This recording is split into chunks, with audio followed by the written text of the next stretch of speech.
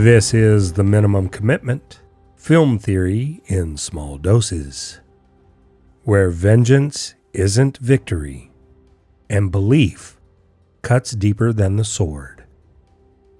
I'm Don Lawler, film scholar, bit-rate barbarian, and someone who knows the price of chasing power through fire.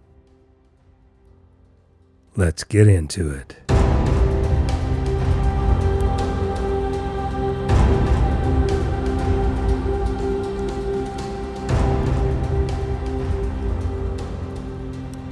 Before the rise of kingdoms, before the gods fell silent, there was fire, steel, and blood.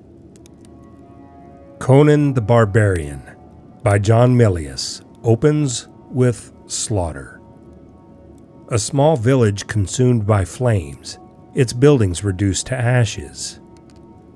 A mother tragically beheaded, her life cut short in the violence.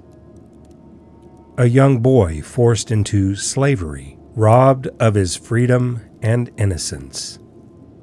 Chained to the wheel of pain, a brutal instrument forged through endless suffering. Through labor, silence, and tribulation, a legend is born. Conan the Barbarian, played with elemental force by Arnold Schwarzenegger. A body carved by brutality. A spirit tempered in fire. He is disciplined in blood-soaked pits of combat, where violence and hardship sharpen his resilience. His development is shaped by the powerful contrast between vivid spectacle and somber silence, molding him into a formidable warrior. Mentors do not guide him. He is tempered by loss. Vengeance fuels his will to live. It is not destiny or fate that guides him, but the primal, unwavering force of survival pushing forward. This is a world where gods grow quiet and serpents rise, where belief builds armies, and strength alone means nothing without a story behind it. This isn't a tale about conquering whole kingdoms or constructing vast empires. It's about cultivating the qualities, skills, and mindset needed to reach those ambitions, and then thoughtfully determining if chasing after such greatness aligns with your true self. To understand Conan the Barbarian, we start with myth. Milius doesn't just borrow the monomyth, he carves it into granite. Joseph Campbell's hero's journey pulses beneath every scene. A broken boy, a brutal education, and a rise through blood and ordeal. But here, myth isn't a promise. It's a weapon. A code forged in muscle and sharpened in fire. Conan's path echoes the great epics. The call to adventure begins with the loss of his family. His mentors aren't sages, but scars. His resurrection comes not through faith, but through fury. This isn't a hero anointed by gods. It's one hammered into shape by suffering. Formalism reveals how the film speaks its truth. The wheel of pain spins steadily, symbolizing not only labor, but the relentless passage of time. Steel gleams coldly, bearing the scars and memories of violence etched into its surface. Basil Polidorus' score doesn't accompany the action. It defines it. Drums, horns, chanting. The sound is liturgy. When the music swells, the myth speaks. When it's quiet, the gods hold their breath.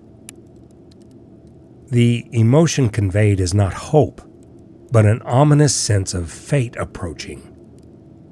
Slow, unstoppable, and immense. Semiotics, the study of signs, of symbols, gestures, and visual codes, brings us deeper still.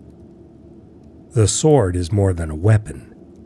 Its inheritance, burden, the only truth Conan was given. The snake slithers from symbol to doctrine until it binds the minds of men more tightly than chains ever could. Thulsa Doom, the antagonist of our story, played with haunting darkness by James Earl Jones. His gaze commands without gesture, a man who speaks belief into being and builds an empire on obedience. This is myth retold through the language of fire, flesh, and steel, where meaning is earned, not inherited, and where belief, once questioned, becomes the true battlefield. Conan is all muscle and silence, shaped by labor, loss, and rage. Thulsa Doom is soft-spoken, robed in stillness and armed with only his voice. Together they represent opposing myths of power. Steel versus flesh. Force versus faith. The visible versus the unseen. Thulsa Doom's cult is theater. Serpents, fire, sacrifice, a faith built on robes and spectacle. Its followers obey not because they understand, but because obedience fills the void where meaning used to live. Thulsa Doom mocks the sword. He tells Conan that flesh is stronger because belief bends will, topples empires, and drives followers to leap to their end without a weapon in sight. He's not wrong. Steel isn't strong, boy. Flesh is stronger. Look around you. There, on the rocks. That beautiful girl. Come to me, my child. No questions, no fear, just devotion, stripped of thought, emptied of self. She gives herself to the void, as if death were a form of worship. That is strength, boy. That is power. The strength and power of flesh. What is steel compared to the hand that wields it? And yet, Conan clings to steel. Not out of tradition, but because it's the only thing that never lied to him. He was forged by the wheel of pain. His back carries the history of his survival. He doesn't follow gods. He threatens them. The riddle was never about strength. It was about control. Steel commands fear. Flesh commands faith. And both demand a body in the end. Every frame of Conan the Barbarian speaks in symbols. The palette is carved from dust, blood, and shadow. Stone temples rise like tombs, monuments to vanished gods. Bodies glisten with labor, violence, and survival. Everything in this world is a sign. Muscle becomes destiny. Weapons become identity. And temples become truth. In Conan's world, symbols don't just represent power, they create it. The camera lingers on muscle as if it's reading scripture. Strength becomes visual currency. Posture becomes prayer. And the sword, always central, is never just a weapon. It's a banner, a statement, a line between chaos and control. Temples burn with torchlight and ritual. Crowds kneel in sync. Faith is framed as architecture, massive, symmetrical, and unyielding. And then, in the final image, Conan is seated upon a grand throne, visibly older and more hardened by the trials he's endured. His expression is silent, contemplative, carrying the weight of countless burdens. He wears a crown, yet his demeanor reveals neither triumph nor joy. The journey's end is not marked by celebration, but by the heavy burden of responsibility that now rests on his shoulders. Even in victory, the myth holds its breath. In the final confrontation scene, Thulsa Doom doesn't raise a weapon. He doesn't need to. His power is language, gaze, presence. When he speaks of flesh, of obedience, of the will to leap from a cliff without question, he's not delivering a sermon. He's performing divinity. Doom's greatest magic isn't shape-shifting transformation. It's giving the empty a reason to kneel. They don't follow him out of fear. They follow him to be told who they are. And once that story takes hold, nothing else matters. But Doom's spell is fragile. It depends on the illusion of invincibility. And when Conan approaches the steps of his temple, blade in hand, scars visible, the illusion begins to crack. Doom tries one last command. He softens his voice. He speaks as Father, Prophet, God.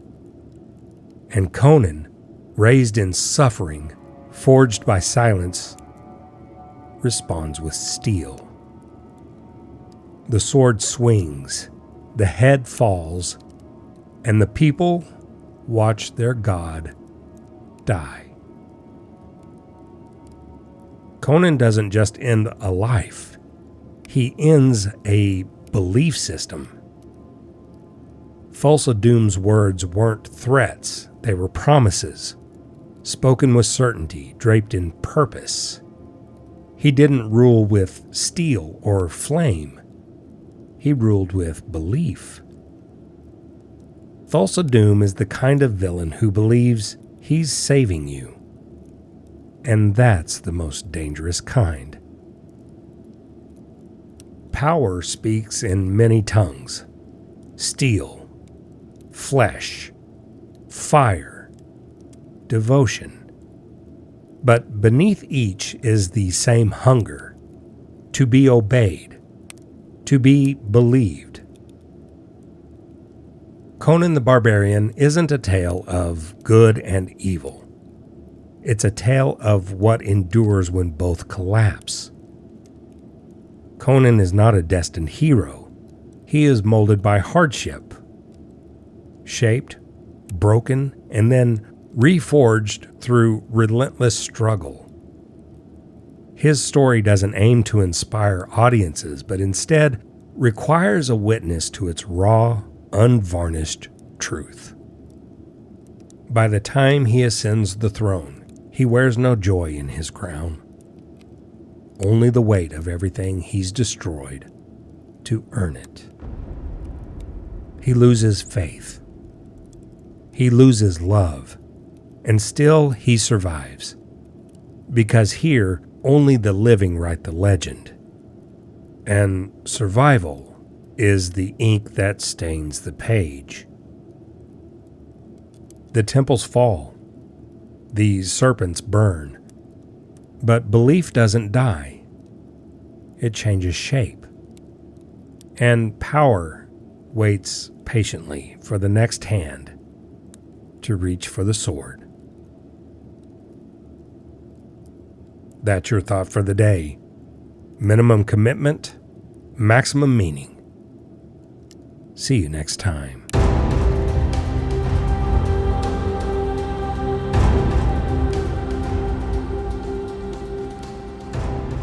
The Minimum Commitment is produced, recorded, and edited by Don Lawler.